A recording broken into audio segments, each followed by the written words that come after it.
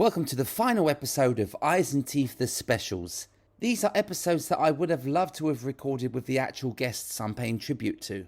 I have sat with Dave Evans, Keith Harris, Roy Hudd, Paul Daniels and Sir Ken Dodd backstage of shows or in their homes or dressing rooms, and I'm sure they would have said yes to this podcast. Sadly, over the last 10 years we have lost them, but they are forever in my memory, and every day an anecdote, a song, a joke pops up and their image pops up in my head and makes me smile. So I'm giving my time to these podcasts to say a big thank you to those who gave me their time back then. The last episode, which I imagine will spill over the next 2 episodes, I mean, it wouldn't be a Ken Dodd podcast if there wasn't an interval.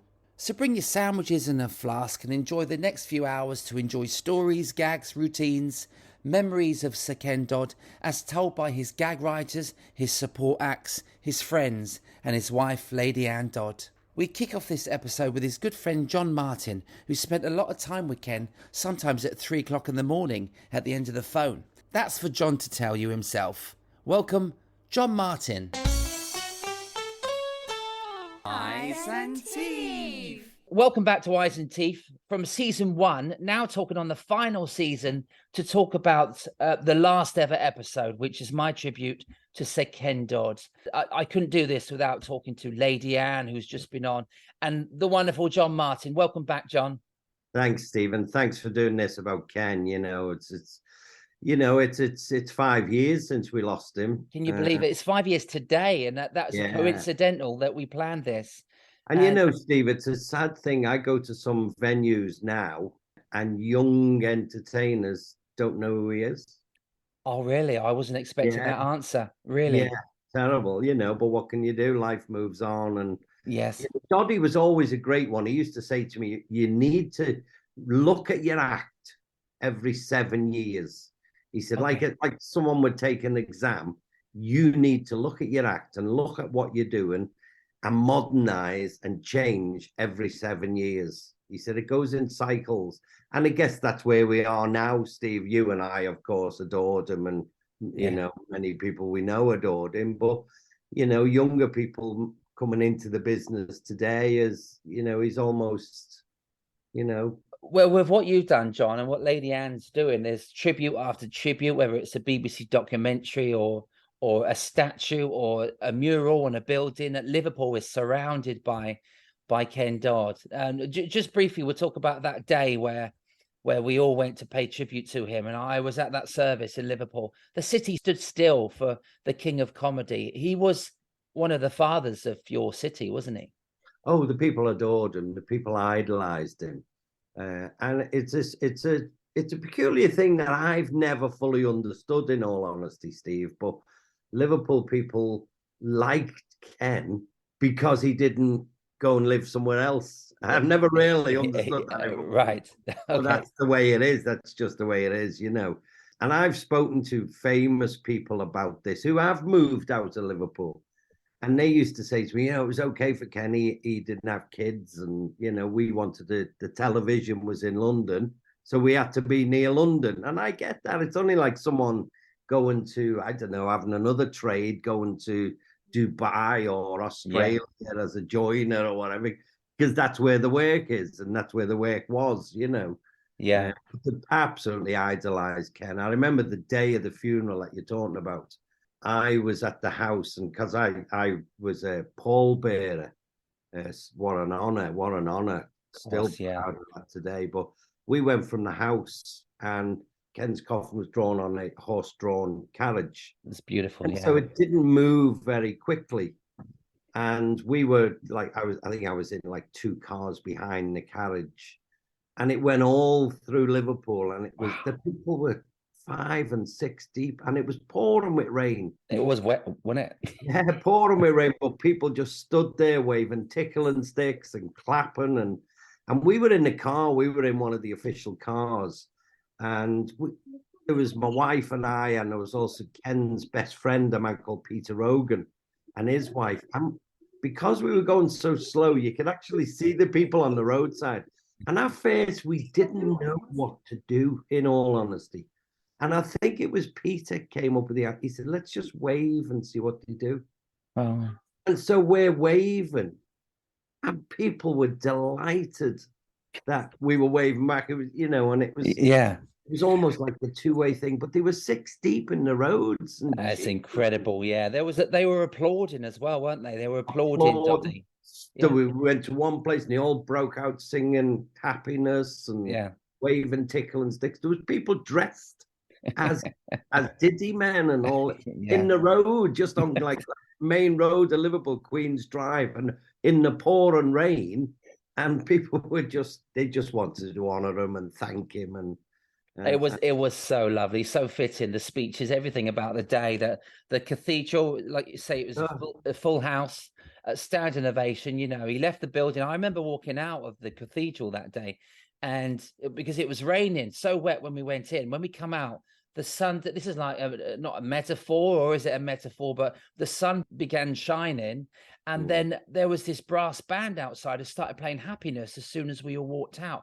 And it was just, you were like, although I was very emotional, it was very mixed feelings, wasn't it? It was also on the big screens outside. It was like a football match or a royal wedding, a state funeral, I guess, which is what Lady Anne said. It was almost likened to that. But it was such a bittersweet, but great feeling. We're kind of thanking him. We're celebrating his life, and that's what it was all about, wasn't it? And can I tell you a little story that should be known and isn't known, Steve? I'm quite close to Jimmy Tarbuck. I've written jokes for Jimmy for many years, and I told him about Ken, and then Jimmy was away. Jimmy was in Portugal, and then I told him the details of the funeral. We spoke often. And I said, Jimmy, they need you to, or they want you to speak. And he said, well, I don't, because Jimmy doesn't fly anymore. He doesn't like flying. Okay. And I said, Jimmy, you somehow we're going to have to get you there. And he said, oh, and this is Jimmy Tarbuck. The people don't know. Jimmy Tarbuck drove on his own from Portugal through 2 days, 2 nights, to get to speak at that funeral. Did he really? Wow. Very incredible. That's amazing. 2 days, 2 nights, sleeping in the car and just grabbing a couple of hours and drove. I mean, to give up 2 days of golf in Portugal for that must have meant he was friend, No, but just, if anyone can jump on a flight from Lisbon or... I know, 2-hour flight. Yeah. But he wouldn't do, he didn't like the drive, he doesn't like the flying. So he drove for 2 days, 2 nights to be there for Ken. Well, good afternoon, Liverpool. And what a perfect venue for our city's hero, and perhaps our city's greatest hero. And I'm pleased for Ken, there's yet another full house. But if there's a collection, I think of 1 or 2 comedians out there must not go near it. Right. 3 or 4, as a matter of fact, when I look round. But you've got to imagine the scene. The escalator stops at the gates of heaven.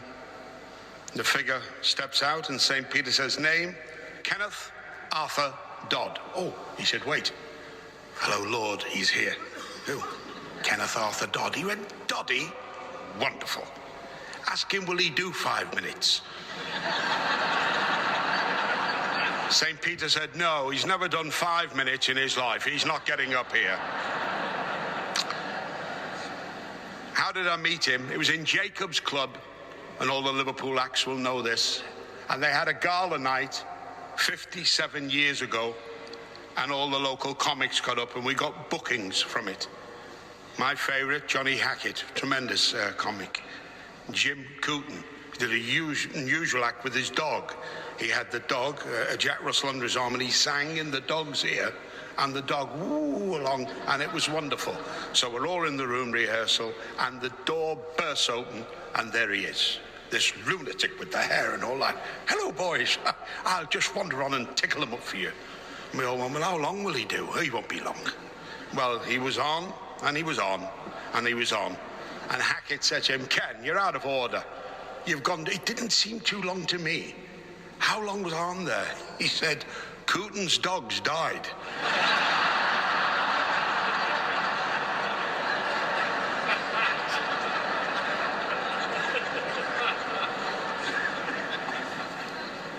I just fell in love with him. I thought, how can you do that?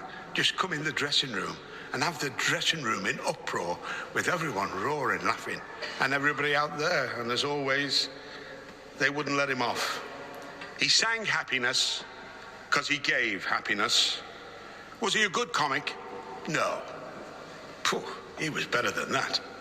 He was the greatest stage comedian I've ever seen in my life.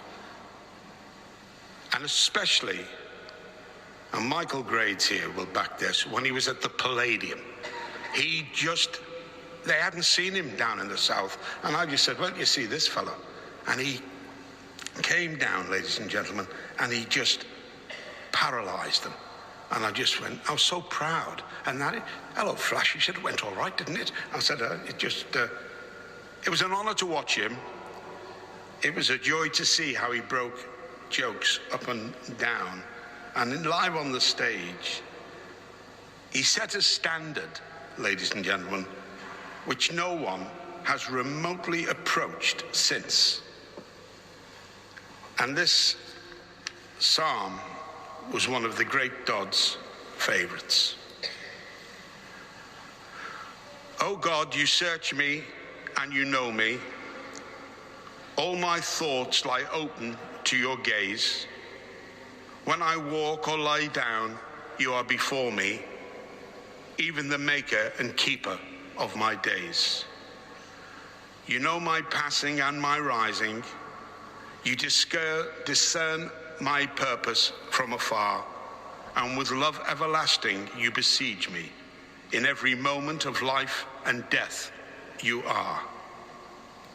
Before a word is on my tongue, Lord, before you know its meaning through and through, you are with me beyond my understanding, God of my present, my past, and future too. Although your spirit is upon me, until I search your shelter from light, there is nowhere on earth I can escape you. Even the darkness is radiant in your sight. For you created me and shaped me, gave me life within my mother's womb. For the wonder of who I am, I praise you, and safe in your hands, all creation is made. I just want to thank you, Ken. And in the words of Tina Turner, it's very easy. You're simply the best by far. Thank you.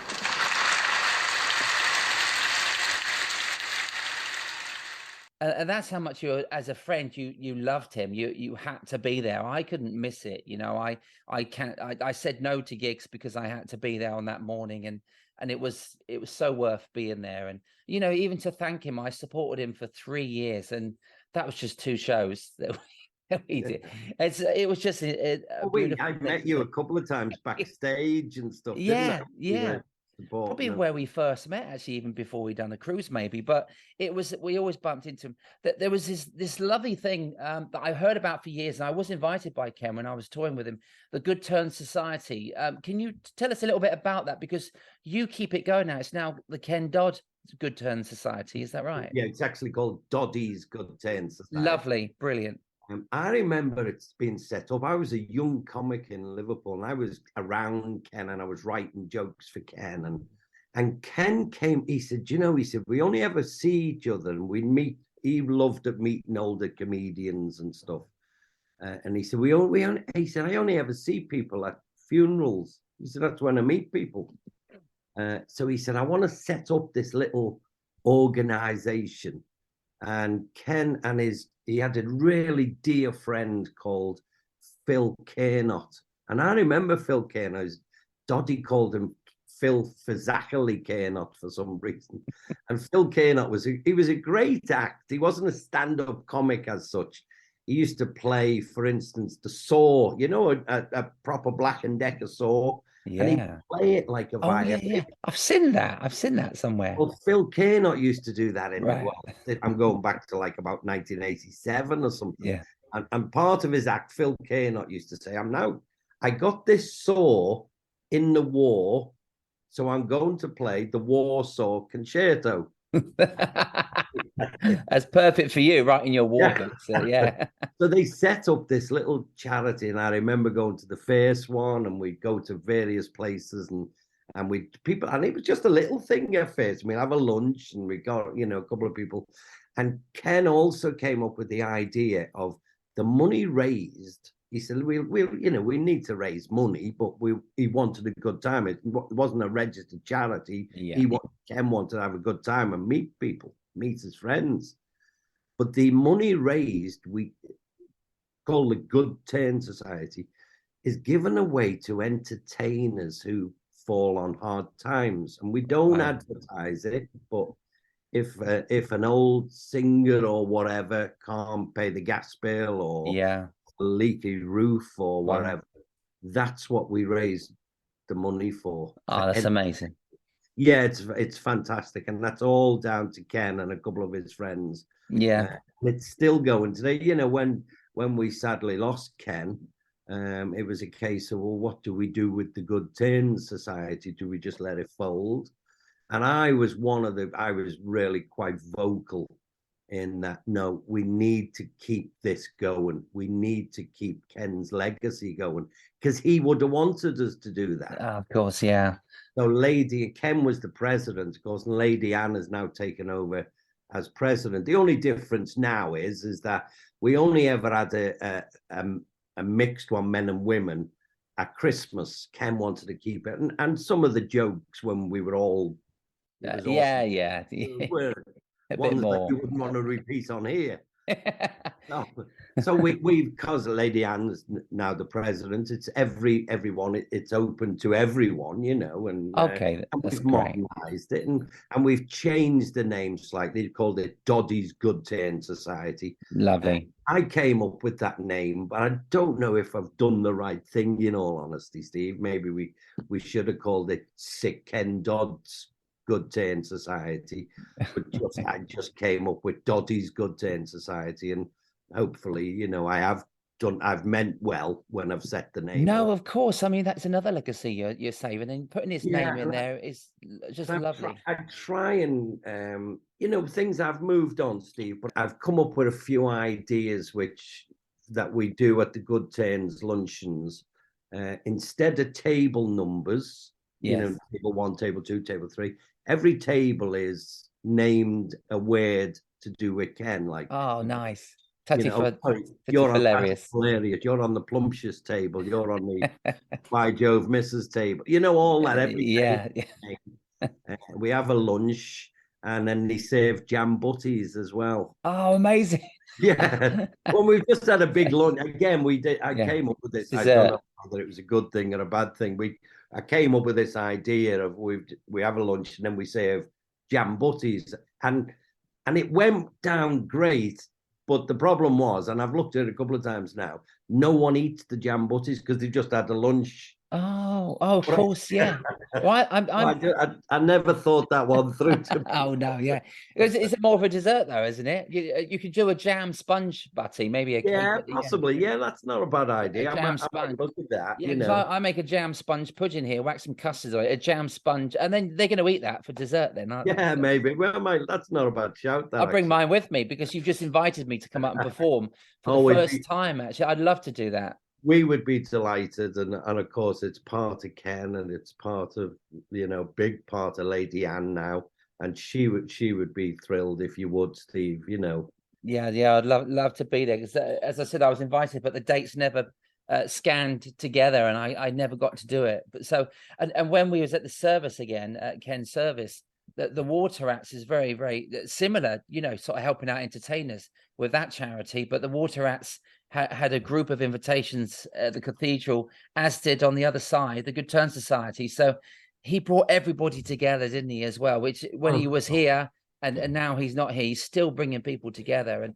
And what Lady Anne's doing with the churches, with the buildings, and honouring Ken with what he left her is she's working wonders for him. As you know, Steve, you were in the shows, and you've seen her backstage, and carrying all the stuff in and getting him his his drink in the interval, and there's your, Can of lager. instead of crackers in his cup of soup, and and then while he was on the second half, she's loading all the stuff in, and Amazing. she was an absolute Trojan for the shows. It was like a double act. It was, Yes. it wasn't Ken Dodd to me. It was Ken and Ann.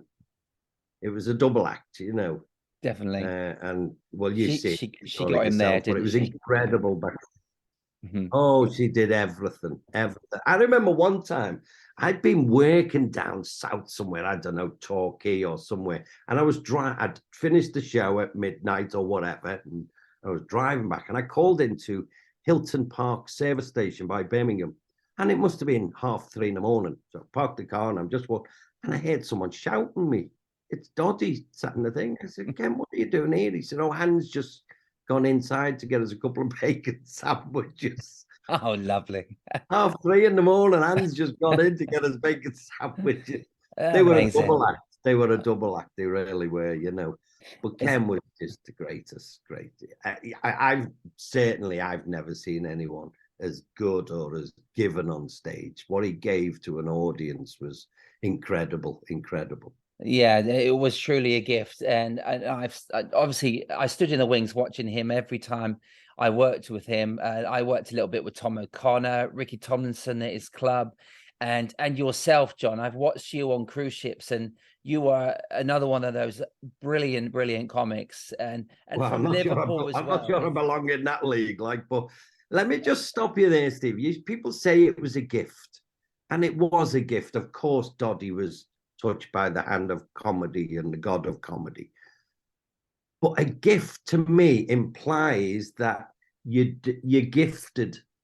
I've never seen anyone work as hard at his craft and his job and his act as Doddy did. I saw him up close, Steve, as you did, and he grafted from the minute he got up to the minute he went to bed. And he'd ring me at 1 a.m. and want to talk jokes. And have you got jokes for this? What can I do on this subject? He'd get up. He wouldn't get up early, but he'd get up eventually. And you know what he would do, Steve? I'm sure you know this, but I certainly know it. He would write things on his hand. I saw that, yeah. Just in case. I said, Ken, why'd you do that every day? He said, just in case he went to Tesco's or to get petrol for the car or whatever, and he's got jokes ready for meeting an audience. Really? Incredible. That's not someone who's gifted. Wow. Yeah. That's someone who's working and dedicating themselves to an audience. Yeah. Wherever he went, even if he was going down the road to buy a paper, he would fill his pockets with, the little photographs of himself. Wow. In case someone said, "Oh, Ken, can I have an autograph?" And he'd proudly pull out one of these photographs and write all over it, "Happiness always, Ken Dodd." And people were made up. And he used to say to me in the last few years of his life, I remember him saying to me, it almost upset him that people weren't asking for autographs anymore. He said, really? Do you want a selfie? He said, "I've got to stand by them. We do this with the camera." He said, "And I've got all these photographs." And people they don't want it. He was always ready, but he was always giving his time, wasn't he, to the dedicated fans? To his craft. I've never seen anything like it in my life. Oh, amazing. John, I really, really appreciate you sharing your time with Ken. It's amazing that we do keep talking about him, and you're saying about the young generation not knowing. Keep the documentaries and the books, coming, and we can always keep their memory alive. And it is what you're doing here. You're honoring and saluting Ken Dodd in your of course. Excellent podcast series. Thanks, it's incredible. Yeah, well done for you, Steve. Oh, bless you, mate. I'm doing my little bit, but I'm just giving a little bit of time because Ken always gave me a lot of time, and you never forget that, do you? As a young act, you never forget. And I'm great people give you. So privileged that he took me under his wing and taught me how to write jokes. I remember one time I was giving him a lift home, and he said, "Come in." I said, "Oh, Ken, it's 3:30 in the morning." "No, come in." He said, "Come in." So we're in the kitchen. You go in the kitchen, and he makes us a cup of tea. He said, "Son," he said, I'm going to tell you about jokes. And he gave me this masterclass in his kitchen, now 4 or 5 in the morning, telling me how to write a joke and don't put too many words in or don't put too few words. He said, a joke, he said, you never tell a joke, you sing a joke. It must have a rhythm and a beat to it. And Wow. so honored, so privileged. It stuck with me forever and it will do. I'll remember it all my life. What a great lesson. He gave so much of himself. Yeah, he did. You know. Oh, wasn't that incredible? John, thank you so much for sharing your stories, Thank mate. you, Steve. But You're a legend, Steve. You're a legend in my house, and you were a legend for Doddy. He told me all about you, and oh, it was bless. great when I met you backstage. I think it was Southport Theatre I first met I you. think so. Yeah, we did Southport At together. Ken Dodd, Joe. Yeah. Oh, bless you, mate.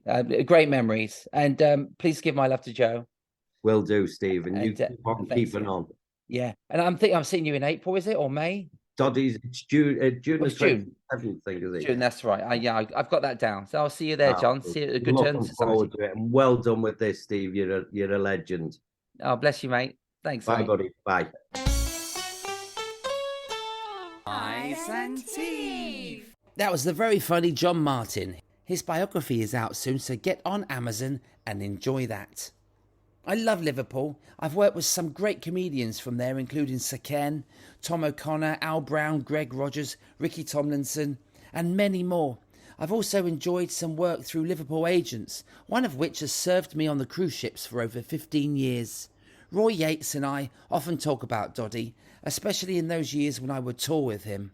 He often said, ask Ken if he remembers my Auntie Vera. Please welcome Roy Yates.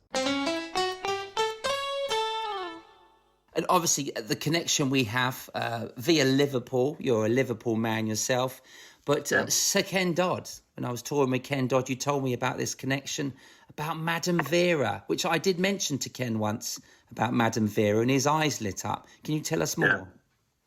Well, Madame Vera was my great auntie, and she was a unique lady in the Liverpool theatre world. She had a dance school, and I believe my sister said that Ken, in his youth, actually went to the dance school, and that's where the connection with Madame Vera started.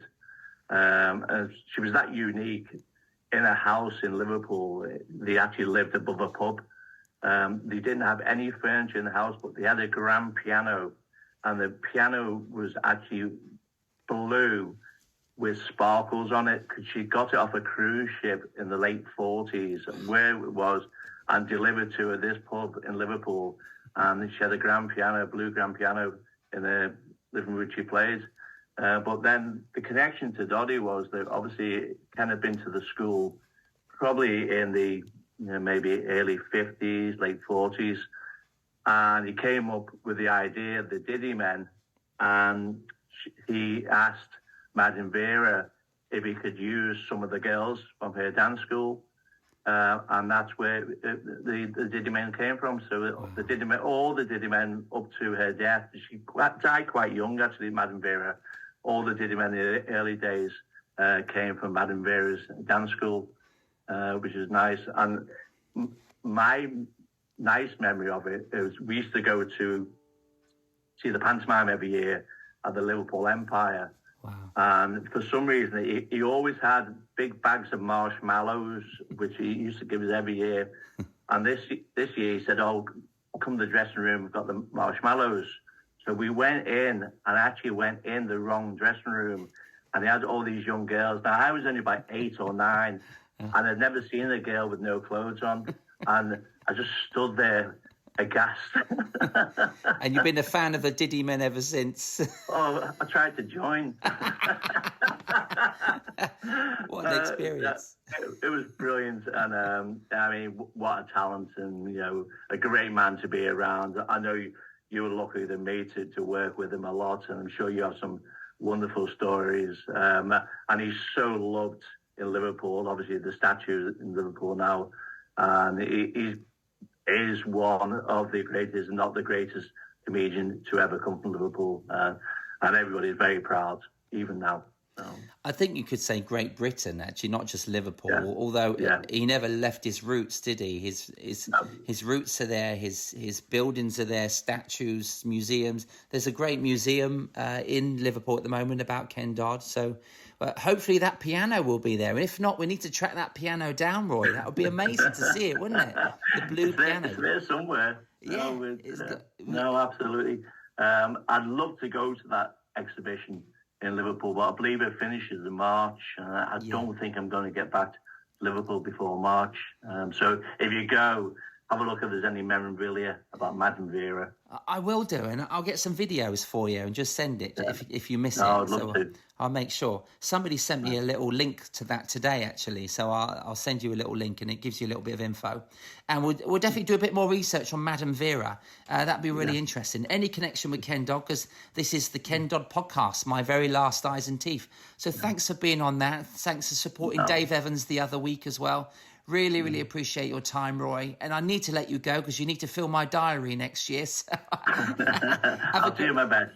Thanks, Steve. Take care. Love to all the family. Thank you, Mr. Roy Yates. I was very lucky to have a phone call from Ann Dodd one day asking if I could do some dates for the Ken Dodd Happiness Show. Ken Dodd wanted me to support him, and I was delighted. I didn't care how much it was for. I accepted right away.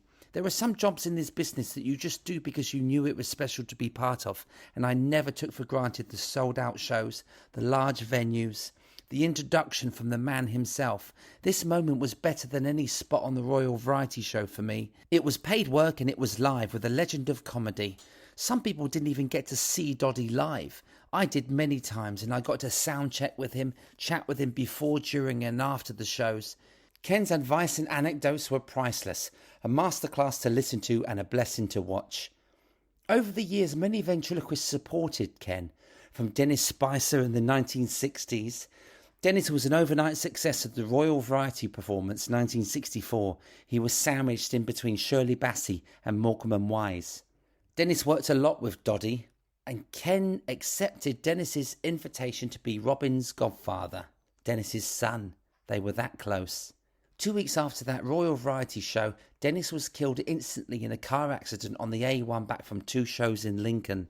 A small child's shoe was found scattered across the road, and police thought a child had been in the car, except they found the rest of James Green, the ventriloquist dummy. Ken was devastated at this news, and Dennis's mum received a telegram and flowers from Her Majesty the Queen, who had been impressed with Dennis at the recent show at the London Palladium. You're all right now, gorgeous. You ready to do the song? Here we go. All MacDonald's farm. Take it away there. Old MacDonald had a song, E-I-E-I-O, and on this song he had a parrot, E-I-E-I-O. Well, the people here, old MacDonald had a farm, E-I-E-I-O. Now, old MacDonald had a farm, E-I-E-I-O, and on this farm he had a horse, E-I-E-I-O. Well, a nay here, and a nay there, here a nay, there a nay, a four nay, pretty well here, old MacDonald had a farm, E-I-E-I-O. Now, here MacDonald had a farm, and on this farm he had a cow, E-I-E-I-O. Well,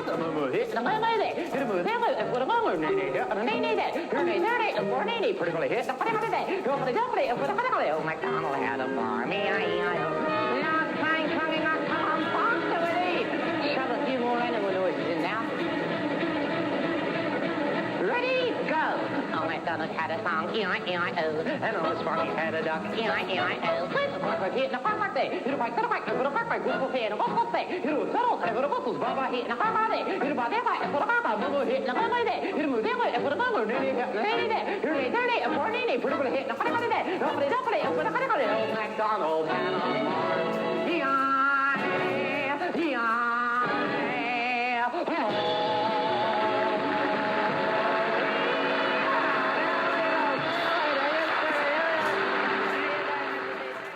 Support acts were chosen carefully for the Happiness Show, and when they worked very well. And that's why Pete Lindup returned time after time. Well, Ash, worth recounting the first time I ever saw Ken Dodd, which was on the Central Pier here in Blackpool in 1955, would you believe? Wow. It was his first summer season. I think he'd only been in the profession a few months. And we came on holiday, we went to see the show, and he absolutely stormed them. He stole the show. So he did for me. And we came on, in fact, it was such a success, he was invited back the following year. We came to Blackpool again. We went to the following year's show, and he stormed them again, stole the show, absolutely stole the show. Now, when I say he stole the show, I mean he stole it from, are you ready?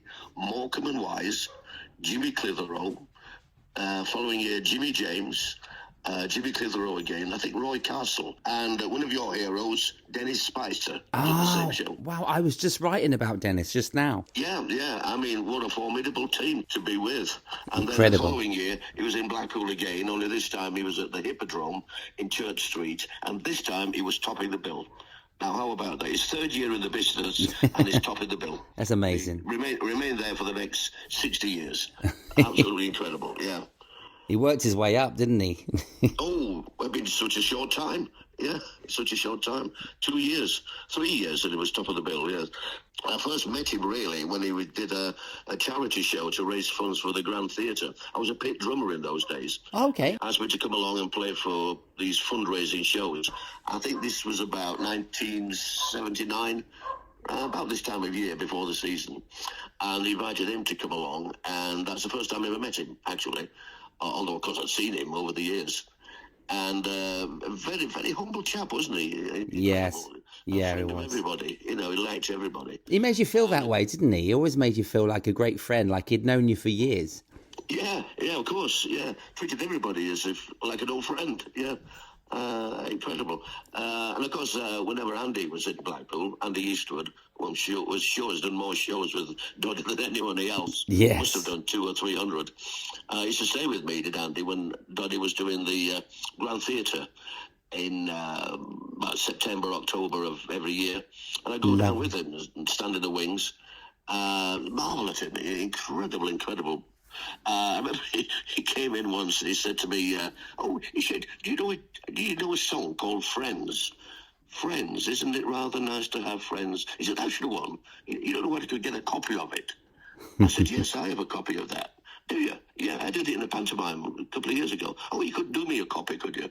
And this is about, 5:30 in the evening. I said, yes, of course. When would you like it for? He said, any time tonight. Tonight. Wow. Until midnight. Oh, well, so I watched Andy's spot, sidled off back home, sorted out this copy of music, did a couple of photo copies, took it down to the Grand. It's about 11:15 by now. Gave it to Anne, Lady Anne, and I thought, I might as well watch the end of the show. So I think he came off about something like 10 to 12. That's early. Absolutely exhausted, yeah. He saw me standing there. He said, did you get that copy of music? Really? Wow. Yes, I hadn't forgotten. He said, come with me. I want to tell you about what I'm going to do with it. And we must have spent 40 minutes in his dressing room. Everybody coming in and out. We're still chatting away, thinking, Ken, go home. It's 1:15. But that was Ken. He just couldn't switch off. He had to... He had to wind down. And I think you probably get this as well. We like to wind down when we get home or after a show, don't we? It's nice to chat. Right. And yeah, I'm sure you're the same. You can't just switch off and go home and go to bed. You got to keep the adrenaline going as long as you can. Yes. No, that's true. Another time I was down there and Norman Barrett was on. You know Norman, of course. Oh, yeah, legendary. Legendary ringmaster. And he was doing because he worked with Budgie Regards, as you know. Yes. And he's doing his act opening the second half. And Doddy comes out, sits next to me in his hurry-furry coat, of course. And he was watching Norman. He said, you could do an act like that, you know. Me? Yes, you could do an act like that. Well, with Budgie Regards? He said, no, not Budgie Regards, with women. I said, what do you mean with women? You could get budgies, you could get women to do what those budgies do. I said, yes, but would they do it for a handful of millet? He said, well, that's a good gag, I'll go on and tell it. No, he went on and told that same joke. So there you are. I've written material for Ken Dodd.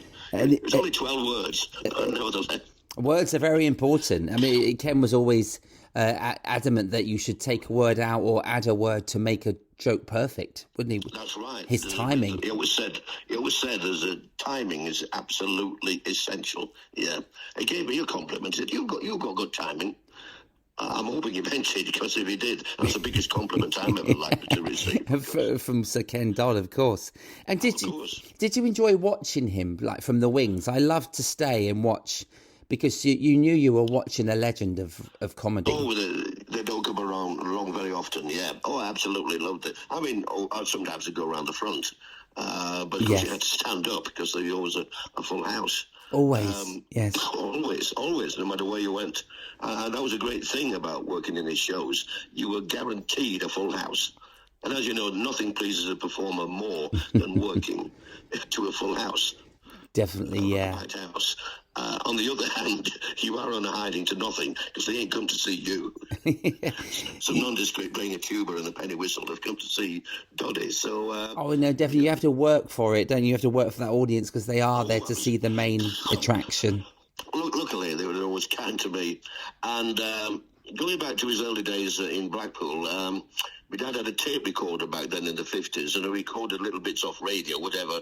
And he actually recorded Ken Dodd. I think he was on a Blackpool night show in 1956. He did this routine. And I still have the recording. Oh, do you? From 1956, yeah. Wow. I must tell Doddy I still have this recording of a routine. It's long forgotten. By Jove, I've just been down the beach all day. The things you see down there, Mrs. The cockles and mussels, the crystal pools, the sandy bottoms. There's an old lass sitting next to me on the beach. She said, young man, I think it's appalling the way these young men ogle all the girls on the beach. I said, I know it is. Sometimes I feel like hitting them over the head with my binoculars. I've got to tell Doddy I still have this recording. Anyway, I think we were at Southport, and he went on in his first spot, and he did that routine word for word.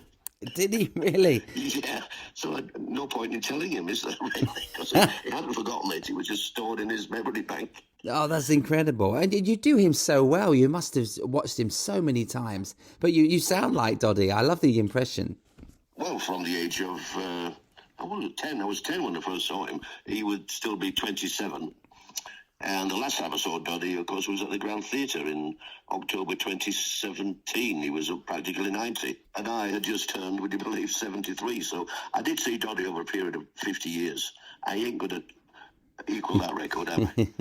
Never, ever. No. To be normal. Well, that's amazing then. But don't we have great memories of being the support act for Ken? I'm so blessed that I got to do 3 to 4 years with him. And great, wasn't it? You get the full house, camaraderie. He's always interested in what you did. You probably noticed. Very interested in what you did. Yes. He cared, didn't he? He cared, yeah. Another time, you know the great drum of Knotty Ash? Yes. You remember that, of course. And again, I was at the Grand in the Wings, and he handed it to Anne. After he'd done the routine, she handed it to me. He's put his stick through it. Can you do something? Can you repair it? Oh, no. Yeah. So I took it up to the dressing room. It was one of those really old bass drums where the tension rods are not fastened to the shell. Okay. They're loose. So I took it all apart. It took ages. Put some gaffer tape on the split. Put it all back together again. It took about an hour. I took it down to Lady Anne. I said, look, I've repaired it. It's only temporary. You know, you've got to get a new head. Oh, thank you. And I came back the following year. He was still using that same drum I'd repaired. I'd replaced it. It's still working. I love that when you see a comedian like that, and you get up close to their props, and they don't look as glamorous as when you're sitting in the stalls. Well, it was a years-old bass drum, like when I first started, when I was 5. Yeah, but saying that, when you were backstage and you see Dickie Mint up close, he really kept Dickie Mint in pristine condition, didn't he? Oh, yeah, beautiful. Considering he was 30 or 40 years old, that little figure. Oh, yeah, and wasn't he a good vent? He was a brilliant vent. I know he started out as a ventriloquist, but he loved vents. He always, like you mentioned, Dennis Spicer, and he ended up being the godfather of Dennis Spicer's son, Robin, which was amazing as well. And there's a picture, there's a picture of Ken Dodd holding Robin at the christening, you know. So he was very close to his acts, he cared. Yeah, he loved novelty acts and special acts particularly. Yeah, the last time I saw him was at the Philharmonic Hall in Liverpool. Oh, I did 2 nights with him there once. Yeah, about 2010, I think. Yeah. We kept asking me to do that, believe it or not, but I was always in the pantomime. Yes, of course. Yeah, I couldn't do it. I said, I'd love to do that. Brilliant, but I'm in pantomime. Where are you going for pantomime? I said, Barrow in Furness. He said, why? Who did you upset? No answer to that. Oh, that's brilliant. He was so witty. It was nice to turn up to the sound check. He'd always, I remember he would say to me, if my wife Nina was with me, he would look at Nina and then look at me and go, and he'd say to Nina, you could do a lot better than him, you know. Yeah, you'd always take it, you know. It's just Ken being Ken. He was just such a wonderful person to be around as well, off stage, wasn't he? That's right. A great aura around him. Yeah. I think you may have done a few of those good turn society dues. I did. Sadly, I only did one, and it was last year because John Martin invited me up. But Ken, I remember Ken asking me to do it twice when I was touring with him, and I could never do the date. The date was always I was on a cruise or. That's right. Yeah. I did about 3 of those. Yeah. Remember the first one, he said, I did my band call, as you do, get in early, do your band call. And I was sitting around wondering what to do next, and he came in. He said, have you got your instruments in? Have you done your band call? I said, yeah. So, have they given you a table? I said, well, no, I'm just wondering what to do. He said, come and sit next to me, there's plenty of room. So I sat next to the guest of honour, the manager, and he had a little case with him, a tiny little, like a miniature suitcase, and he opened it up on the banquet table, brought out these scraps of paper with jokes on, he spread them all in front of him, wondering which he considered each one very carefully. In fact, I think he let his dinner go cold while it was cooking. It's more important to get the gags right than eat, you know. It was more important to him. It was just, but he was always spot on, wasn't he? I was at were you at his 90th birthday in London? I couldn't get to that. No, I know Andy went. It was just after I saw him at the Grand Theatre. Okay, yes, last time you saw him, and he got up just to do a speech, but that speech I have on video, and it's 20 minutes long, you know. But he was so funny. It was perfect for the occasion, you know, his 90th birthday, and he was just wonderful to watch, no matter what situation he was in. The audience with Ken Dodd shows, they're still the greatest audience with shows there's ever been. Up there with Billy Connolly's, weren't they? Oh yes, yeah. As I say, there'll never be another. No. I know they said that about Max Miller, but certainly never be another Ken Dodd. No, never ever. I'm very, very lucky to be around at the same time and see him over a period of 60 years or so. Yeah, I think I got about 25, 30, I think, out of that, which I'm very happy with, yeah. I met him when I was 14, and then I remember him saying to me, Pete, he said, I said, I'm a budding ventriloquist, and I gave him a photo. He said, stay in touch. One day you'll come and tour with me. And I waited probably 14 years, another 14 years, and when I was 28, he kept his words, you know.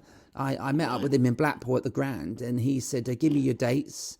And Anne emailed me the following year and gave me some tour dates. So he really did keep to his word. And like you say, he really loved variety and comedy acts that, you know, and variety of music acts as well, like yourself. Oh, yeah. No, he loved every aspect of the entertainment business, especially the variety side of it, you know. As Neil always had a ventriloquist on his bill. In fact, most bills I went to see as a youngster always had a ventriloquist on. Yeah. I mean, you weren't born then, but... So you must have seen Arthur Worsley, Pete. Arthur Worsley, Albert Savine. Wow. Terry Hall. A fellow called Bobby Kimber, I remember. Augustus Peabody. Yeah, that's right. Wow. It was a funny-looking doll, wasn't it? Yes. And an American vent called Canfield Smith. Oh, yes. Yes. With Snodgrass. Yeah. And of course, I worked with you. I worked with lovely John Boucher and... Keith Harris. Keith, of course, yeah. Did his first almost his first summer season with Keith in 1967. Yeah. That blimey. Oh, it goes back, doesn't it? And all these people knew Ken as well. So it's Oh, that's right. yeah. He brought it all back, didn't he? And kept us all together, which is amazing. And it's so nice that Ken Dodd brought me and you together. Really, we did quite a few shows with. I did with yourself and Dougie Chapman and. Yeah, that's right. Yeah. You're almost a blast from the past now. I know. I thought I was a young one, but I haven't seen you for so long. It'd be so nice to see you. And if I'm up your way again, are you doing Panto this year, Pete? No, not this year. No, I am still available. Oh, okay, I'll let them know. Very available. Yeah. Okay, lovely. I'm up in Nottingham this year, so I'm doing Theatre Royal. Nice. Yeah. Oh, wow, marvellous. I supported Ken Dodd at the Nottingham, which is the room next door to the Theatre Royal. That's right, yeah, the concert hall. Yeah, so I came out the concert hall stage door, and the Theatre Royal stage door exits at the same place. And right. I remember a ventriloquist, Paul Zerdin, was doing Panto, and I was working with Ken Dodd, and so two ventriloquists left the two separate venues in the same building. It was just so weird, you know. And then, and obviously Ken being a ventriloquist as well. There was three of us in one building. The three vents. I know, lovely memories. Thank you so much for sharing your memories with us, Pete. It means so much. Welcome, Steve. Anytime at all. Yeah. Cheers, love. Bye, mate. Bye. Welcome back to Eyes and Teeth, the one and only Andy Eastwood. Andy, welcome to Eyes and Teeth once again. Thank you, Steve. Lovely to see you again. Thanks for coming back, mate. And we were on a cruise, and I said to you, we're doing a tribute to Ken Dodd. And this is the week, it's just 6 years to the week that we lost Sir Ken. Can you believe how quick that went? I can't believe it, because it doesn't feel like any time at all, you know. And it was shortly before the COVID thing happened and all that as well, of course. So it's taken a big chunk of life out, so I suppose it seems less, but I can't believe it's 6 years. I still remember it so well, all those times working with him, and I used to deliberately sort of make a point of memorising what he was doing, you know, because I was so fascinated working with him by everything he did. I sort of wanted to observe how he made his magic happen. So it was magic, wasn't it? It's magic that's never lost on us, because the amount of tributes that have been paid since we lost Ken, even when he was alive, they'd done a lot of tribute shows, you know, and always re-showed the audience with Ken Dodd, and it's like he's still here. When you watch those shows, it's just like he never left it. And he's one of those people you think he would always be there, isn't he? Yeah, because he's been there. It was like the Queen. She'd always been there throughout your whole lifetime, and your dad's as well, you know. And yes. It's part of life, part of the fabric of the world. Part of many generations. Yeah, but I think those audience with, the first audience with, that's got to be sort of a pinnacle, hasn't it? I can't think of any better example of stand-up comedy. It's iconic, isn't it? Yeah. It's such a great show, and the celebrities in the audience now, and sadly you look in those audiences with and look, he's dead. I know, it's frightening. So many that we've lost. Absolutely frightening. When I started working with him, he just recorded the second audience with, and it hadn't gone out yet. But I remember him telling me that he got all the material together, got it scripted, and he said, I'll do it 50 times live before doing the show. Wow. Before recording it. That many times? Yeah, he said, once I've done it 50 times, it's ready for the telly. We'd be lucky to get 50 gigs in 1 year these days. It's amazing, isn't it? But then he was doing, I don't know, I think he was doing about 150 a year even then. So that was 2002 I started working with him. So what would he be? Well, he would have been, he would have been 70, right? Early 70s. 75, yeah. 75. And Anne was saying even then, we must get it down to 100 dates a year. We must get it down to 100 dates a year, because it was overworking a bit, you know. But even that didn't happen for another 10 years. It was so in demand. Everybody wanted him. Always wanted him, and it took him 50 years to get into the Water Rats after he was invited. And me and you were brother Water Rats, and we jumped at it. Get us in now. Yeah. They invited Ken. So busy, wasn't he? Couldn't fit it in. Get him down, and then he turned up 50 years later. Brilliant. But he always keeps to his word. You know, I remember meeting him when I was 14 at the stage door in Portsmouth. It was at the Guildhall, and I missed my train home because I missed him at the stage door at the beginning, so I waited till the end. I met some beautiful people at the stage door, but he came out about 12:30 and chatted to me for about 15 minutes, and then I ran to the train station and missed it, and I was nearly late for school the next day. Yeah, My parents didn't even know I was gone. Really? Yeah, I think I was 14. I was at Bournemouth Pavilion. Really? My dad took me. He used to do Bournemouth Pavilion every Easter. Oh, amazing! Saturday Because and Sunday. your parents are from Dorset. Well, not really. We were Lancastrian, but my dad got a teaching job in Dorset, so I grew up down there. And my dad said, "Well, let's go and see Ken Dodd. He's on the Pavilion." And we stayed behind. Just the same. I think I was 14 as well. Wow! I couldn't believe this amazing show, you know. And in fact, my dad said, "Let's go and see Ken Dodd because he might not be doing it for long." So how old would he be? That would be about 1994. So he'd be in his 60s then. Might not be doing it much longer. He so had let's go and see 30 him. more years. Yeah. So people were saying that even back then, in the 90s. Amazing, isn't it? Yeah. So, That is incredible. but he said, we stayed behind, of course, as you do, probably just the same as you, to talk to him, and he would talk to every single person. He wouldn't be. He was so generous with his time. And I remember telling him, I'd like to. I had my ukulele with me. Took it with me, of course. I just took it everywhere. Said, I want to go into show business when I leave school. And he was almost dismissive. He said, "Oh, you've got to really, really want it." And I thought, well, I do want it. You know, it sort of made me. It shook me, but you know how expressive he was when he spoke, and it was almost frightening the way he said, "Oh, you've got to really, really want it." And I thought, he cared about the I business. do want it. So he's like, he just wants to filter out. You know, if you're gonna play at it, forget it. You know. But it made me think, yeah, well, I do. I'm going to do it. So it made me strengthen my resolve. It kind of pushed you to want to do it more. Yeah, I think so. Yeah, it just even in that one sentence, you know. And at 14, because your dad recommended you go to the show, but at 14, did you know how iconic Ken was at that time? I think so, because I was already a big variety fan, having been brought up on, you know, the old George Formby movies, and because I was into that as a kid. That's where my whole act started. You know, playing old George Formby numbers. Wow. And comic songs my granddad used to play to me. So yeah, I knew who he was and what he did and how legendary he was, and it was magical. And the next time I met him was when I was working for him. First time I worked for him. So how long was that from the 14-year-old to? Yeah, that was 2002, so I'd be 22. Yeah, I'd be 22. Oh, so 8 years later. Yeah, Crucible Sheffield. My first one. They were very nice. They didn't just give me one date as a tryout. They gave me 4. So I got a chance to... 4 tries that. Should have given you 50 to try them out before the tour starts. So they must have liked me, because I did 2 nights at Sheffield, 2 at Leamington Spa. They must have liked what I did, because they offered me another 50 dates. Wow. And I thought, wow, I'm off here. You know, I'm away. Oh, that's amazing. And but he said, you must put the violin in the act. He said, because I was doing ukulele and guitar. He said, do you do anything else? I said, well, I play the violin. He said, why aren't you doing it in the act? I said, well, really?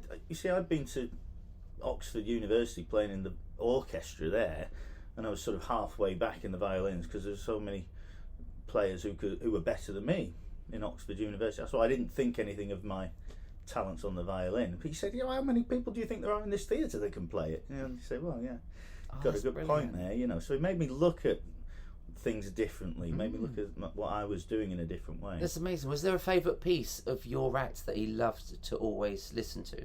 Well, he used to actually one of the best numbers I do is when I did William Tell Overture on the uke. Oh yeah, that was his idea. He encouraged me to do that. Really? Even that was in that first year as well. He said, "Do something. You know, can't you do the 1812 Overture or the William Tell Overture or something like that on the ukulele?"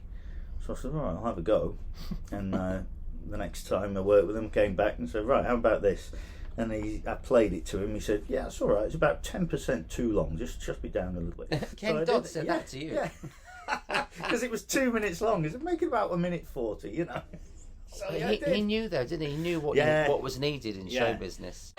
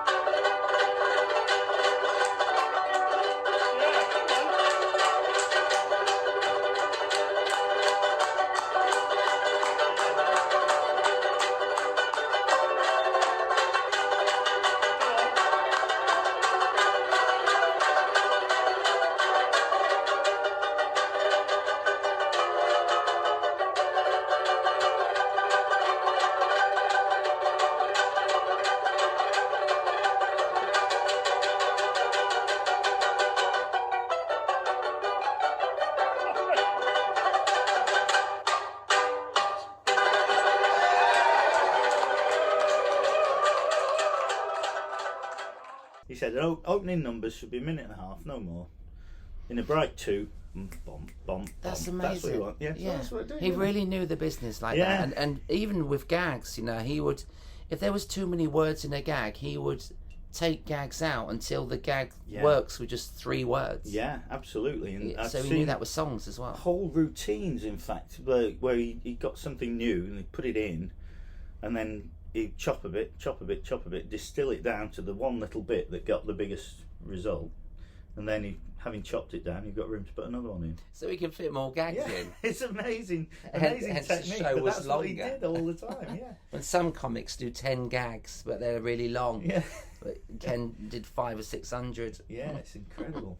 You were constantly on tour with Ken, and how long did you work with him? The time frame, was it 10 years you did Yeah, I with did him? 16 years. Wow. So that's about a quarter of his career, the last quarter of his career, really, because he was at it for just over The last 60 years, quarter, wasn't he? and that's amazing. He admired you so much, and we done some shows. I don't think we did Ken Dodd shows together. No, I don't think we did. No, but because we were the variety act, weren't yeah, we? that's right. I think yeah. it was Ken, it was the band, it was Anne, Yeah, Sibby Jones, and it would be me or you or yeah. Most of that time I was opening the second half, right. which could be 11 o'clock, Yeah, and yeah. they were tired. You had to sort of wake them up again after the interval. I know. I used to love going on before the interval because yeah. if you go on after, he still does half hour to an hour after the interval and then brings you on. But it means you got to wait to the end of the show to get your check at 1 o'clock. But if you go on the interval, you can get your check on the interval and still be leaving the venue by 11. Yeah, but even better than that was when he got a little bit older and wanted to take it easy a little bit more, he would put an extra act in. So he had a longer break in the middle of the show. Oh, okay. So then I started doing the first half spot. Right. And that was great because he'd been on for about an hour 20, whatever. And then you went straight on after Ken, and that you couldn't have a better warm up than that. That's incredible. It's funny because people say hard act to follow, that phrase, hard act to follow, and it's complete nonsense, as you know. If you've got a good act, all you have to do is keep them in a good mood. And he said that. I remember him telling me the best act he ever followed was a double act called Max and Harry Nesbitt.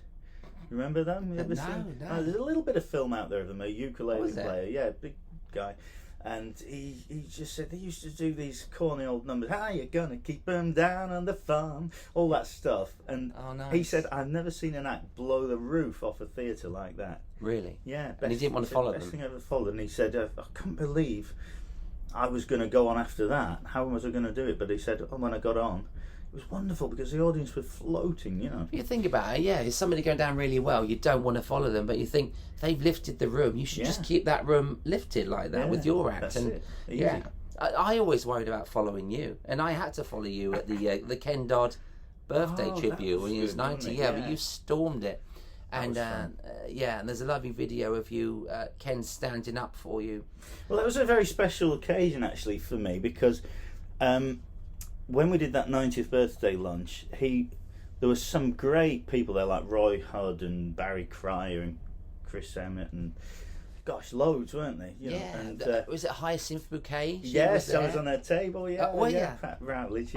She's lovely. It was very nice, but it was probably the same with you. Ken had always ribbed me, and always taking the mickey out of me. He's like, why are you telling that joke like that? It's pathetic. You don't do it like that. You do it like this. All that stuff, and then that one, he gave me a standing ovation. And I thought, because he was always one to take the mickey. Yeah, but it was very nice when he did that. Yeah, definitely. But you did lift the room, like you talk about that other act, lifting the room, and then I'm thinking, I've got to follow Andy. What he's done to this room. Ken stood up. And then I only ever saw him a couple more times after that, because did you? That was the last time I saw Ken. Right, sadly. was it? But it was an incredible meeting. He saw the Ken Dodd dummy that I used. Yeah. And I did follow you, and they were just a lovely audience. They wanted to be there for Ken. Then he did like a half-hour speech, didn't he? He did. Yeah. It was magical. We've got that. We're going to show the speech a little bit later on in the show. So, were there any parts that you would stay for? If you did get paid before the interval and you got to go home, would you stay anyway? Because I would always stay after the interval, even if I weren't on, because I had to see Dickie Mint. I did stay. I waited to see Dickie. I very, very rarely ever left before the end, even though it was, late, early hours of the morning. I just wanted to see the Ken Dodd show, That's amazing. And it was great watching it it's totally different, because I must have seen it hundreds of times from the side, 300 times from the side, and only ever seen it a handful of times from the front. Yeah. But you were so close, if you stood right in the wings, you could really get a feel of the timing and the way he would change little nuances for different audiences. Yeah, in different parts of the country as well. Yeah, it was more. I mean, he always talks about the giggle map and the different parts of the country. I didn't notice a lot of that. I think probably, like most acts, the holy grail that you're looking for is an act that just works everywhere with anybody. That's what we hope. It doesn't exist, but that's what we would really like to have. I hoped that on this ship. Yeah. But I think it was more little lines, like the way he would spell it out for a slower audience, or rush it through for a better audience, or just the pace that he would talk at, in different. You could tell if they were with him or not. Yeah, it's clever. It's fascinating. So even Ken Dodd had, to him, he would say "bad night," but it would still be brilliant for us. Because I'd come off and he'd say to Anne, "Oh, they're tough tonight," but. He's not going to cut it down an hour, is he? He's going to keep doing it. Do more. He's going to punish him. Yeah. He's going to stay on. You do more, make him have it. Yeah, I do longer. Eyes and Teeth. Have you seen the Liverpool Museum tribute yet to Ken Dodd? I'm going to try and get up soon. I haven't been yet. I will be going very shortly. When we get back from this cruise, we're going to go and have a look at it. Went to the place because we had a screening of the new documentary. Yes. So that was in there, but I didn't have time to look round. So I'm going to go and make another visit because it looks absolutely fantastic. I can't wait to go. Yeah. And then we've got another event, lovely event coming up at City Varieties in Leeds in June, where they rename the auditorium. They said Ken Dodd Auditorium. Oh wow! I don't know if this has been announced yet, so I better check before we did know that. Yeah. Put this on, but it may well be out by the time. Okay, by May. Yeah. Oh, that's incredible. There's so many tributes, and I think Lady Anne has done him so proud, hasn't she? Incredible. Opening buildings and charities, helping charities, all statues, went to the little. I think the first gig I did back after the pandemic was Lady Anne's opening of the little village hall in Knotty Ash, because they've had that extended, completely refurbished, made it a community hall. Amazing. And that's the old building where he went to school. Yeah. Oh, I saw that Fabulous. When I last went there. Yeah. It's a beautiful little building, isn't it? It's good for another 100 years now. Yeah, she's done him proud, and the tributes and statues all over town, and the murals all over the city. Yeah, it's wonderful, because I think he would have been pleased to be still part of people's lives, because he just loved connecting with people. Yeah, that was what the show was about. He just wanted to be part of their life. He was your friend, like you hear Steve Wright on the radio. And you would feel like his friend, like he's just talking to you. Ken would do that on stage with every member of the audience. Yeah, and I think that because of the range of topics that his material included, it was like a whole spectrum of life. You would think about, Ken did a gag about that. Just in everyday life, a little topic would come up and it would remind you, because he talked about everything during the show. He did. Amazing. Is there any moments? So we're on the Bellette, the Fred Olsen cruise ship right now. But is there a thought before you go on stage tonight? You're performing this evening. I can't wait. We've been on a week. I've done 2 shows twice, and you ain't done nothing, right? No, I've been itching to get on. We've had such a great time around Greece and Turkey. But so you're on tonight. Is there anything in your mind where you think, Ken wouldn't do that, or Ken would do this? Did he teach you something? Did he inspire you to do certain things that you wouldn't put in the show, or would you think about him tonight before you go on? Well, it's a constant thing, because over all the years that I worked with him, he would always be giving me ideas. So I have to say, half my act is things that he gave me an idea for a suggestion. Try this, do that. Don't do that. It's there all the time, that great advice, because you can't. Where do you get that kind of advice if you're going to be an act? Mm-hmm. You can't learn it anywhere. You look on YouTube now, wouldn't you? But you had it from. But even when you watch acts, there's another level to actually being told, don't do this, do that, and you can't learn that. There's no school in the world. I know there's circus schools where you can those people can learn things, but to be a variety act, you can't learn it anywhere except on the job. And it was a real tradition in the old days, the heyday of variety.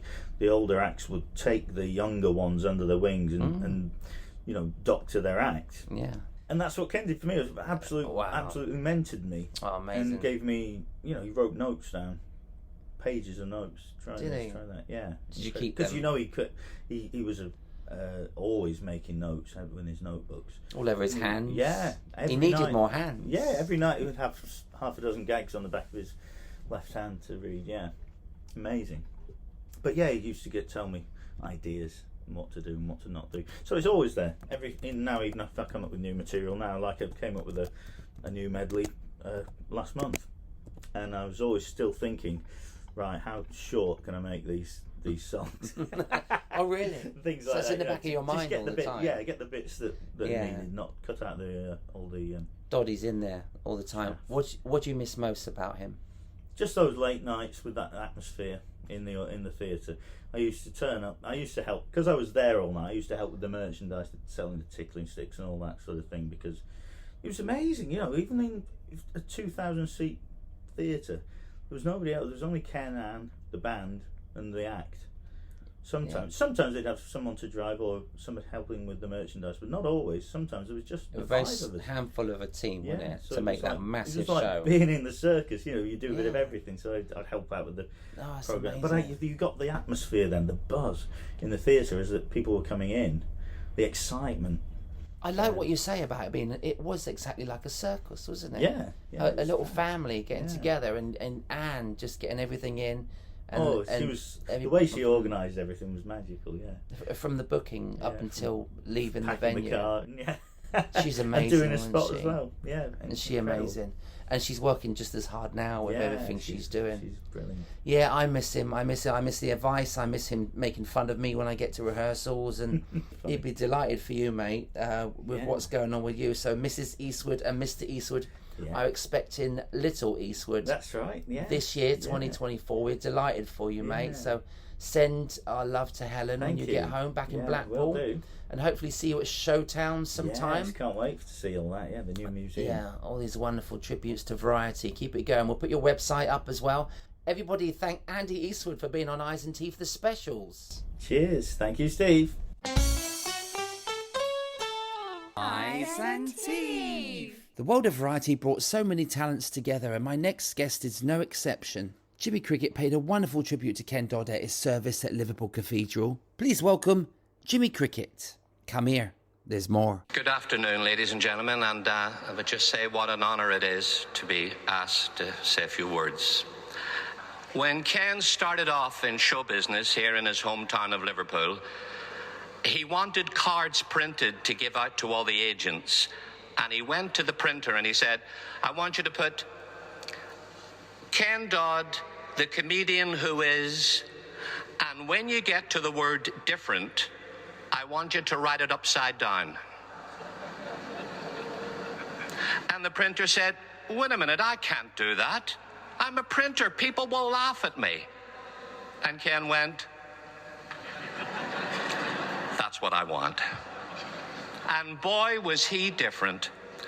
He was one of the most different, original, innovative, and gifted comedians we'll ever see. Loved, as Jimmy says, by all his pros and his audiences. You know, we enjoyed him on the radio and the television, but the live shows were special. From the minute he went on with his tickling stick, he created magic. Comedians like me, we drive 5 hours to do a 1-hour show. Ken drives 1 hour to do a 5-hour show.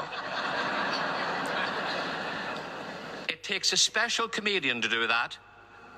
But afterwards, to shake hands with everybody, it takes a special person.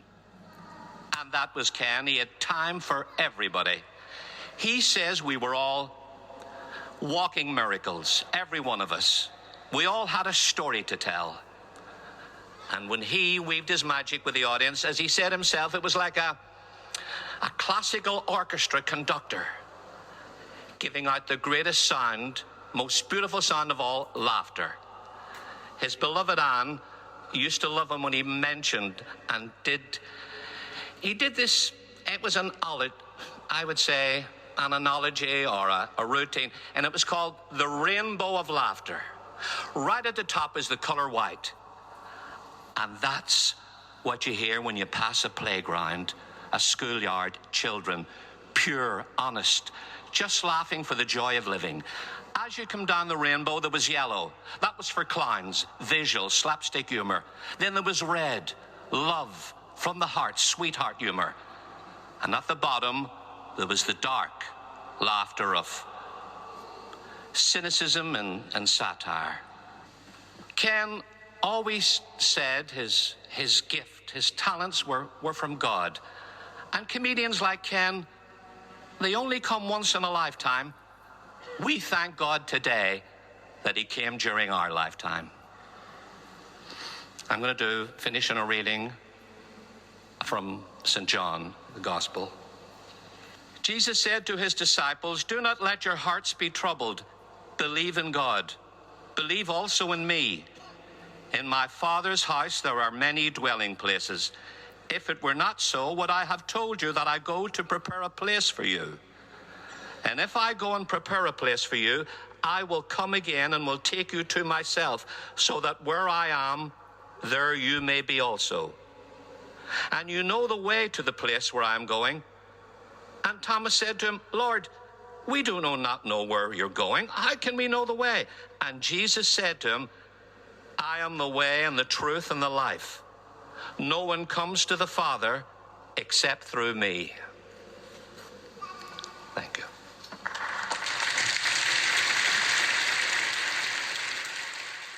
I'd like to welcome back to Eyes and Teeth, the specials, talking about Sir Ken Dodd. Jimmy Cricket, thank you for coming back to the show and talking about Ken, who gave you some words of wisdom. Enthusiasm is the key word. You'll get there in the end. I mean, he must have meant a lot to you. He meant a lot to so many of us in the business. Sir Ken Dodd, what does he mean to you? That was the first time I'd met Ken, although I had heard so much. The first time I heard about Ken was my older sister Mary back home in Belfast. She worked in a cinema in a pay box, but she used to get tickets to go to see the two theatres in Belfast, the Grand Opera House and the Empire. And she used to come home raving about a comic she'd seen with hair all over the place and protruding teeth. And he used to sing Granada. And he had a hat lit with little balls, cotton balls, and he played a uke, a small, but he used to take the balls off the hat and belt them into the audience like a cricket bat and things. She raved about him, and she said his name was Ken Dodd. So I'd heard that. But while I was a redcoat in the 60s, I was lucky enough to go to the Palladium to see him at his peak. Oh, wow. Doddy's here and the atmosphere in those shows was something else.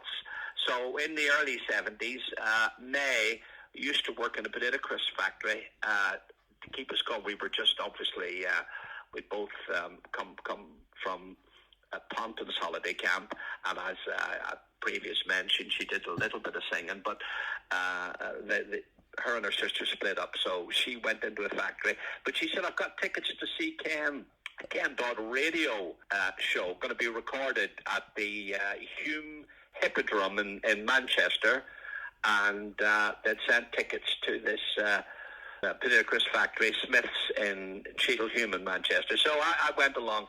Now, I'd known a guy who'd been a double act, Cyril Walker from Clayton Walker, again, going back to the Redcoat days. He came and was at one of the visiting cabarets. Okay. Cyril had got some work actually writing for Ken. And so I told him, and he said, "Well, I could get to meet him afterwards." So that was our first meeting of Ken. It was his original beautiful girlfriend, He's got the lovely Anne now, but Anita was the lady then. Yes. Who used to go around and help him write what went well. They turned it into a science, didn't they, between them? Definitely, going yes. around the country, getting what made different parts of the country laugh. And so we were sitting chatting, and a guy came up and asked for Ken's autograph. And Ken signed, and the fella said, if I go and see the Liverpool soccer team, I've got to come home with 11 signatures. So I said, well, a good job you don't go and see the Halley Orchestra. so Ken looked over, he laughed, and then he went, are you a writer? Are you a writer? Got excited because, he loved, obviously, writers and things. Yes. But Cyril, our mutual friend, said, well, no, Jimmy's trying to break into comedy, Ken. And that's what he said. Well, young man, enthusiasm is the thing. Most people give up, but if you can carry on and you've got talent. So that's how that all came about. That's how my original nice meeting with him. Oh, bless. And you never forget that meeting, do you? I remember my first meeting. I was 14. And again, he said the same to me, gave me words of encouragement. And, I'd only been doing it 2 years. And he said, one day you'll tour with me. I waited about 15 years. And I Lovely. And it came true. It did. He kept his word, which was so Ken Dodd, wasn't it? Oh, that was him. Yeah, he had time for everybody, and he put 100% into every show. The more I got to know him, the more I got to sort of admire for what he could do. He once said to me at my 50th birthday, we're all live performers, but we all, obviously, the television was the thing for exposure.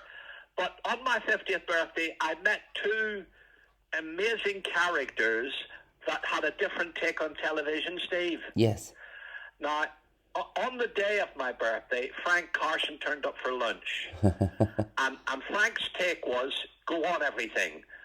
As long as you're known, get known. Now, Ken's was a different. To him, it was being selective. And he proved it with things like an audience with. Yes. Brilliant things he used to go on. Because he looked at me straight in the eye once. He said, Jimmy, ITV isn't show business. Right. And that, to me, that was... Those guys just want to sell soap. Yeah. Really. They don't have their heart in live theatre. Yeah, reality. And that came true, didn't it? It's mainly reality. Well, exactly. They don't care. Bang. They'll move on to the next thing as long as they can make Dosh TV, Yeah, sad. But you and I have theatre on our blood. Definitely. So we want to keep the theatres going. Yes, and that's what you're always out there putting on your own shows and PRing yourself. You and May, you work so hard to put shows on. I always see you on social media, and he's got another show here that you're all over the country, and you put your heart into that. You still do that because you love it so much. Absolutely. And sometimes it can be hit and miss. Yes. There are places that, you could build a bit of a name and get a couple of hundred in. And there are others, well, no, it hasn't worked. But that you take it in the chin and you keep moving on, Yes. Yeah, definitely. It was, I've seen you perform quite a few times. I always watch you from the wings if I'm not in the theatre, and it's a delight. You do, the key things that you do with the letter from your mummy, and even in the moments of being at Sir Ken Dodd's 90th birthday in London, you did such a brilliant set. We've got it on film somewhere. I don't know if you've got a copy, but that's nice. I've got that on film. I could send you a copy of that actually. Oh, that would be lovely. I'll email especially that. Because of Ken. Yes. Especially because of that moment, because that obviously that was coming near the end of his time. Yeah, it was months away, wasn't it? I thought so. It was literally, but him and Anne were there, and we were all there. It was another magical atmosphere, wasn't it? Yes, myself, you and May were there. Nina was there. Andy Eastwood. But just a lovely moment with Roy Hudd and Barry Cryer singing. It was a great afternoon. But you had the house crying with laughter. It was so nice to see Ken laughing as well. And well, I actually related a story that he actually did. It was a true story that when Sir Bruce Forsyth brought the London Palladium back in the 90s, I got a spot on it, and it obviously came at a good time, really. Television was changing, so yes. to get on any exposure was very good. And afterwards, Bruce actually said to me, he said, Ken Dodd recommended you for this, Jimmy. Aww. So, which I thought was wonderful. Bruce had gone on, probably asked Ken. Ken couldn't do it because of obviously his work commitments. He was always very busy.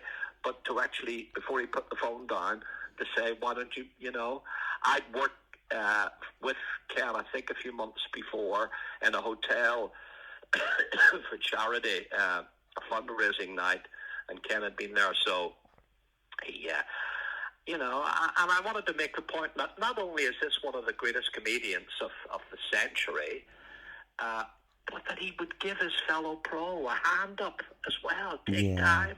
That's amazing. Oh, what a heart he had. He always wanted to help others, in the business. He really cared about the generation down to generation to keep the variety Very going. Much so. He believed in carrying on, passing down the baton. He was a great believer in that. Yeah, definitely. That's amazing. The wonderful Ken Dodd. Eyes and Teeth. I first met Joe Pasquale in 1988 at the home of ventriloquist Jimmy Tamley. Jimmy and Joe were both in the New Faces TV talent show finals together in 1987, and that was the show that sparked my love for ventriloquism.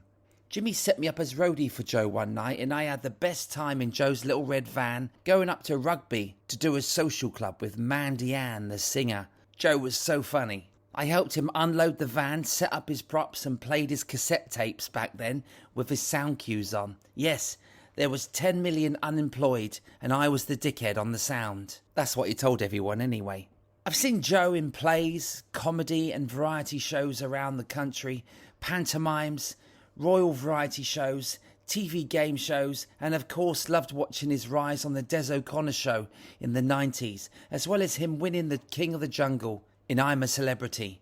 He's one of the hardest working men in show business and one of the most genuine. Today Joe talks about his magical moments with Ken Dodd, as well as his advice from Bob Monkhouse and near-death experience with a moose. Welcome to Eyes and Teeth, Joe Pasquale. I know you adored Ken, Joe. So what did he mean to you? Well, Ken was, I was very lucky. I was brought up in the business by what I would call now the giants of business that hardly exist anymore. There's just not many of them left anymore. And it was Bob Monkhouse and Ken Dodd and Paul Daniels took me under their wing, more than anybody else really. Ken Dodd was on the panel when I did New Faces. That when I first met Ken. I grew up watching Ken. Was he? On the telly. Yes. Ken was on the panel, and I did like Britain's Got Talent, they show the audition. The only difference between Britain's Got Talent and New Faces in the 80s, 86, 87, 88 was they didn't show you the auditions, but it was the same process. Of course. But in the afternoon, you do your act, and the judges, the panel, would watch you in the afternoon, and they'd make their own decision whether they liked you or not, on what they thought you was going to be like on the night. And so they'd have a few notes to say. So when it came to doing it on the night, in front of the audience and with cameras there, they knew what they were going to watch and they knew what they were going to say.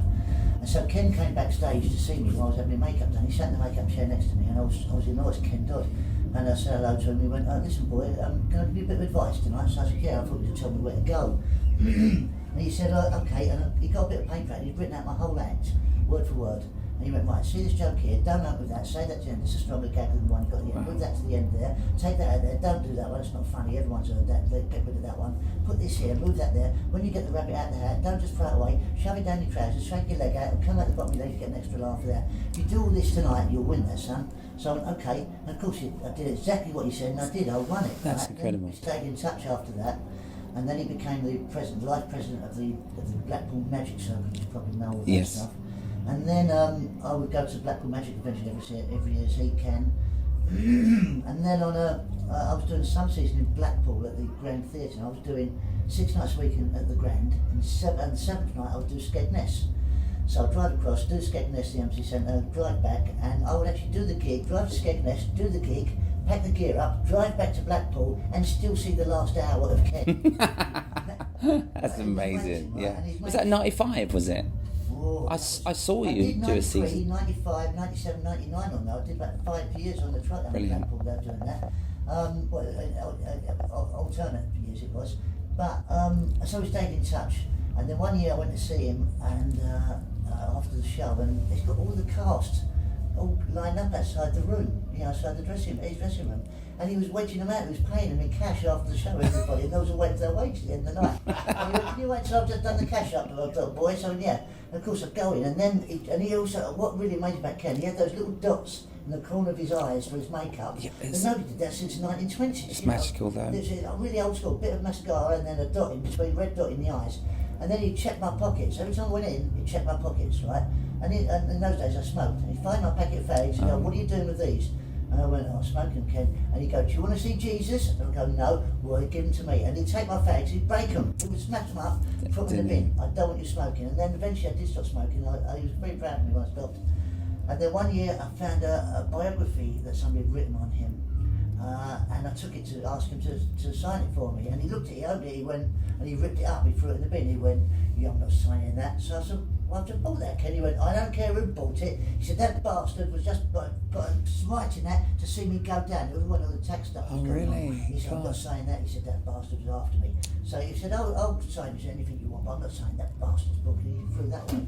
And then on, I think it was his 80th birthday. Was you there at the Palladium gig on his 80th birthday? No. But he booked the Palladium for his 80th birthday. Did he? Wow. And he said to me, he phoned me up, he went, "I'm doing the Palladium on my 80th birthday, and I don't want to support," he said, "but I just want someone to come do a little bit for me." So I said, "Who are you going to get?" He went, "Well, why do you think I'm phoning you?" He said, "I want you to do it." So I said, "Really?" I said, "What's the date?" And he went, so. I went, "Ken, I'm really sorry, I'm working on Milton Keynes that day, he will cancel it." So I said, "Ken, I can't cancel it." "Well, cancel it, you've got to cancel it. I'm not doing the Palladium without you." And he was so sweet about it. Oh. So, "Ken, I really can't do it." He said, "What time is your show?" So it's 7:30. He said, "Move it to 8 o'clock. So, "Well, that's not going to be enough time." So he said, "Look, my show started at 7 o'clock. He said, "But I go on to do 5 minutes, right?" Yeah, right. Yeah, no, that's what he said, right? "So I'll do 5 minutes and I'll put you on. All I want is 10-15 minutes. He said, "Then you can get to Milton Keynes." I said, "No, it was the Swan in High Wycombe, that was it." All right. So I said, "Ken, I'm never going to make the Palladium to High Wycombe in 40 minutes. He went, "Yeah, you will." So I said, "No, how can I do that?" He said, "I'm going to put you on the back of a bike." So I went, "Ken, I can't." He said, "You're doing it and I'm going to put you on the back of a bike. All you got to do is set your stuff up at the theatre, then you do your 15 minutes, you get on that bike, you'll be there by 8 o'clock. So I went, "All right," I phoned my agent, Bob voiced my agent, went, "All right, if you want to do it, then we'll put the show back by half an hour and then you'll be there by 8 o'clock. So, okay, great. Anyway, we get to the Palladium there. I'm there, I put all my props into the Swan at High Wycombe, train then to London to the Palladium, and Ken's on, show starts at 7 o'clock. Ken is on, he goes on, right? It's 7:05, I'm in the wings, I've shouted Ken, I'm waving at him, right? No signs, he's oblivious to me, right?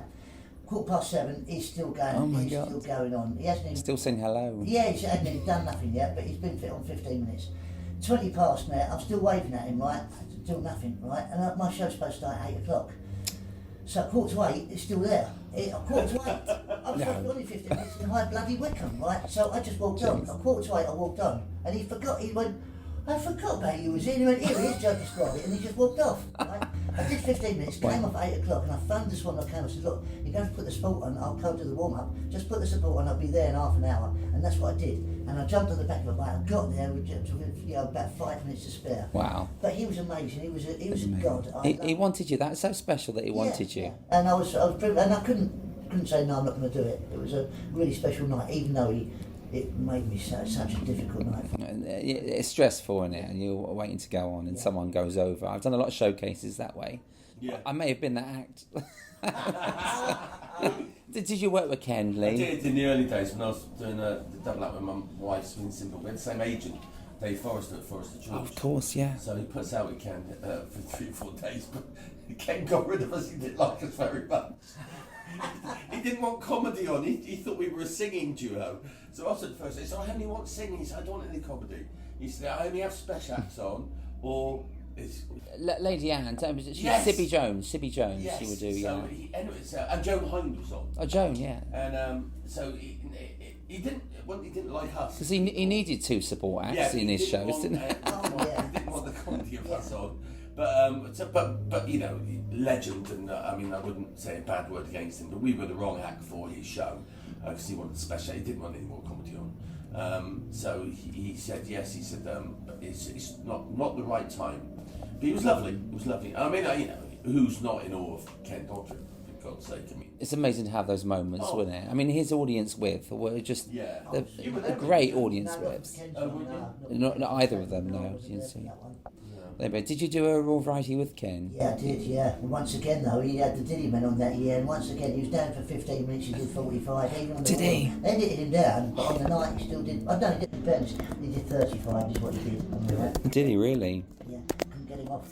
And had to push back all the trumpeters at the end and all that malarkey because yeah, very funny. I mean, even if Anne was in the wings asking him to get off, it's impossible. She can't walk on and drag him off, can she? Yeah. That was why I had to walk on, just say, look, Ken, I'm here. And it just, oh yeah, of course. Ice and Teeth. Did Ken Dodd give you anything advice-wise that you've kept to this day? No, nothing in particular, not nothing specific. Other than once again, he's just his experience of the business. And I'll tell you what I did take from him as well was relentlessness. That's what I did. He would hammer them down. He would hammer them down for 5 hours, even though they weren't a good crowd. He'd have them by the end, and if they didn't have them, they'd be going home or they'd be in a sleeping bag. You know, he was, and I learnt that as well. He's, you know, just because it isn't going well there, right, doesn't mean in an hour, another 2 hours it's not going well, because you know how long he'd do. You know what I mean? But I was, as I said before, I was brought up with so many greats. Yeah, Monkhouse was a god to me as well. You know, and I remember Bob said to me, I know we're not talking about specifically about Bob, but I have to mention this one. I watched him religiously on every time he ever did a variety show doing his stand-up. He'd walk out there and he had that smile on his face. He looked $1 million. He started working like the Americans were working. He was the first one to adopt the way the Americans, you know, the way Frank Sinatra and the way Dean Martin and Sammy Davis. He had that style, didn't he? Style, you know, and then Dickie Henderson, all that sort of stuff, right? And Bob would walk out and he'd tug on his collars, the cuffs of his jacket, on his Sinatra style. You know, like that. And he'd come out and he'd smile and he'd almost take a bow before he even opened his mouth, right? And I remember the first time I did a Royal Variety Show, I did it, I'd done 5, I've been lucky enough to do 5 of them. And each time I've done it, I've done that with the cuffs, right? And I thought, when I watched him, I thought, oh my God, this man must be so confident with what he's doing. All he's worried about is what does his suit look like, right? So anyway, when I saw Bob, I was very close to Bob, and on the last few days with him, before he left this earth, I actually said to him, I said, Bob, can I tell you something that I took from your stage presence? Well, he went, what is it? So I said, and I told him that. I said, when you tugged your cuffs. And he grinned and he started laughing. I said, what are you laughing at? And he went, to be honest, he said, you're the only person that said that to me. He said, you know where I got it from? So I went, no, who did you get it from? He said, Ted Ray. Ted Ray told me to calm down, slow down, don't go like a bullet gun. He said, get out there and let them see the suit. Let them see the suit. And he said, that's what I've done ever since. And that's what I do. And I go out, let them see the suit. Even if the suit's cash, let them see it.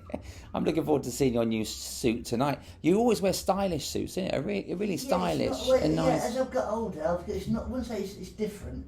Yeah, Steve Martin always said. I tell you what, Steve Martin always says, and still says to this day. You have to look different on stage to anybody else in the audience. That's true. Right? If you go out, you know, you don't have to, obviously, but the minute you go out there, you go, well, if you go out in a t-shirt and jeans, everybody in that audience is wearing t-shirt and jeans and a pair of trainers on.